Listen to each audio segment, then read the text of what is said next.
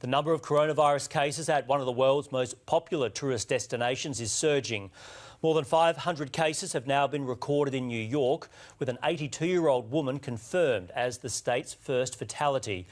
And the mayor is lashing out at the lack of testing available. The city has virtually shut down. Closed, closed, closed. Not what you want to see in a city you've come a long way to visit. But in the Big Apple, life is changing, even for the cab drivers. Yeah, the last few days dramatically changed. Ice skaters are scarce on the rink at Rockefeller Plaza, despite it being a beautiful day in Manhattan. Tourists turned back from the Met settled for a photo on the stairs. Madison Square Garden is cancelling events per the governor's order against mass gatherings, and some in town are just struggling to find things to do. We knew a little bit about the coronavirus. We just did not know that they were closing everything. President Donald Trump echoed officials' advice on Twitter, social distancing, and the 9/11 Museum is following it. Barricades around the perimeter stop visitors from even approaching the reflecting pools. We wanted to show the boys the 9/11 Museum, but... Late shows have pulled the plug for now, including Jimmy Fallon, who did one last monologue with an empty audience but for his crew. Trump wanted to give a speech to reassure the nation that everything is going to be okay, and I think it worked. Today, the stock market only dropped 2,000 points. Tech giant Apple is one of the first retailers to close at the hands of the disease. Staff standing inside with nothing to do. My dad and my brother took me to go and get an iPhone, but we can't because it's closed. Fortunately, one of New York's most beautiful attractions is still open, Central Park. And with its wide open spaces, both professional and amateur across much of the UK, came to a standstill because of the outbreak. The Premier League, English Football League and Scottish matches have all been halted until the 3rd of April. In rugby, all Six Nations matches have been cancelled this weekend. And next month's London Marathon has been postponed. In the UK, 798 people have now been infected, up by 208 since yesterday. But it's thought the actual number may be much higher. 11 people have now died here, and the government says it expects more deaths in the weeks and months to come.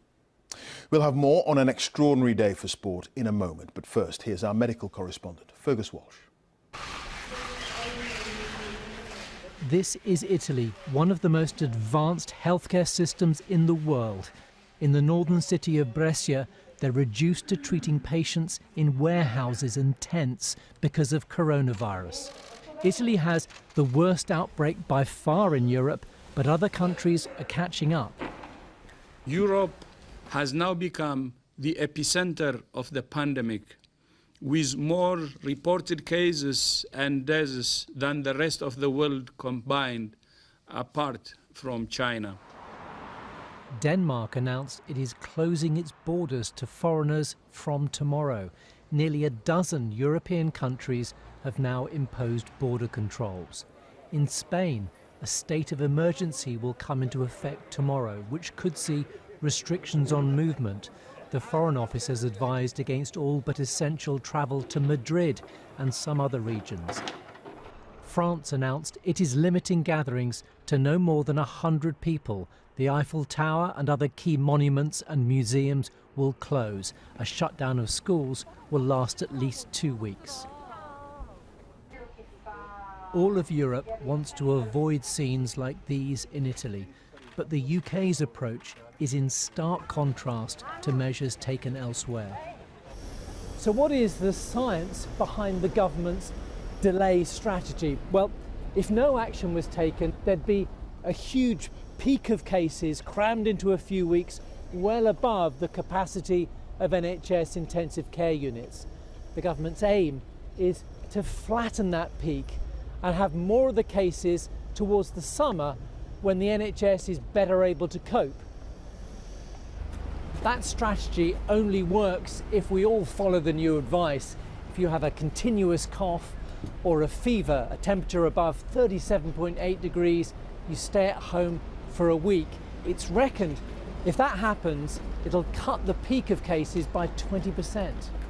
I'm about to do an online shop so that my daughter can have some microwave meals in and get herself food, because I shouldn't be preparing food for other people. Sophie Rivet began self-isolating today after waking up with a fever. She's a single mum with a 13-year-old daughter. And every time I use a room, I'm wiping down the surfaces. The government acknowledges that millions of us may get COVID-19 in the coming months because the virus can't be stopped. Our aim is not to suppress it completely. Also, because most people, the vast majority of people, get a mild illness, to build up some degree of herd immunity as well, so that more people are immune to this disease and we reduce the transmission. At the same time, we protect those who are most vulnerable from it. The government is adamant its strategy to fight coronavirus is the right one. Lives will depend on it. Fergus Walsh, BBC News. Well, it's been an unprecedented day for sport with the coronavirus outbreak, leading to the suspension of the Premier League until April and the cancellation of Six Nations rugby matches this weekend. Next month's London Marathon has also been postponed. Here's our sports editor, Dan Rowan. Whether it's football, rugby, golf or Formula One, world sport has come to a standstill. This morning, after an emergency meeting, the Premier League finally confirmed an unprecedented shutdown until at least early April. The decision followed the news that Arsenal manager Mikel Arteta had tested positive for coronavirus. Callum Hudson-Odoi then becoming the first player to confirm he had the disease. Hi guys, as you may be aware, I had the virus for the last couple of days, which I've recovered from. I'm following the health guidelines and self-isolating myself from everybody for the week. Liverpool have enjoyed a glittering season, but with the club on the brink of a cherished title, the fans have been left in limbo. It's disappointing, but yeah, 30 years. We've waited 30 years for the title. We can wait another 3 or 4 months. But typical Liverpool, we can only do it the hard way. So hopefully we'll do it in the next few months. It is quite tough, but it's only suspended. It's not. Yeah. It's not cancelled, so we'll still be there. With a host of clubs with players now in isolation, the whole of the English professional game has been suspended. Those in the cash-strapped Football League facing an uncertain financial future. We've got 6 home games left, and if we don't play them, we'll be looking at a £250,000 hole in our finances at least. It's very worrying for any industry, which football is, that relies on people paying to come and watch it for the majority of its income. And all the associated things. It's extremely worrying.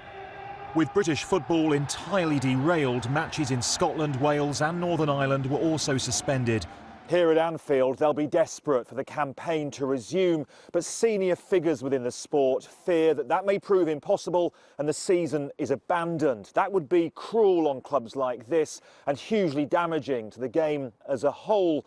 But it's not just football. The pandemic sending world sport into meltdown. This afternoon, next month's London Marathon was postponed until October. The start of the Formula One season won't start until May, with 4 races now cancelled.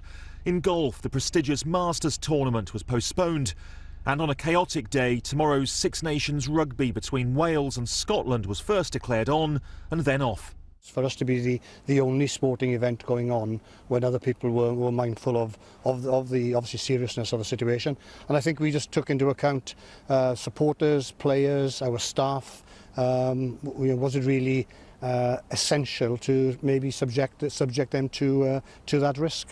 And what of the biggest show of all? Today, the symbolic Greek leg of the Olympic torch relay cancelled amid mounting concern over Tokyo 2020. Despite controversy over the government's support of such events, the Cheltenham Festival did conclude today. 69,000 fans present as Album Photo retained the Gold Cup. This the last action major sport could see for quite some time. Dan Rowan, BBC News. The government has announced that local and mayoral elections in England, due to be held in May, will be postponed for a year due to the outbreak. Our chief political correspondent, Vicky Young, is at Westminster Forest. So, Vicky, the outbreak is having ramifications affecting the democratic process. Yeah, it is extremely unusual to delay an election for a year, but Downing Street saying it was impractical. They fear that it would coincide with the peak of this outbreak. You couldn't have campaigners knocking on doors or local councils being diverted from that task of dealing with the coronavirus outbreak. But I think that all of the developments today tell us that for several months the way we live our lives is really going to change fundamentally. And of course, the Prime Minister has to lead the country through this crisis. Now, he says he is basing his decisions on the science, but a lot of this will come down to his personal judgment. That is already being questioned by some opposition parties today. I think that will continue and grow with the news now that the government is planning on banning mass gatherings. There is no doubt this is going to be an enormous test of Boris Johnson's leadership. Vicky, thank you. Vicky Young there at Westminster. Tonight, Donald Trump declared a national emergency in the United States in response to the threat from the coronavirus. He also said his administration may ban travel from the UK to America due to the increase in cases here. Nick Bryant has more details from Washington. Attention customers, for your safety and the safety. Grand Central Station on the first full day of New York City's state of emergency. Morning commuters so far unaware that the entire country was about to be placed on a similar crisis footing.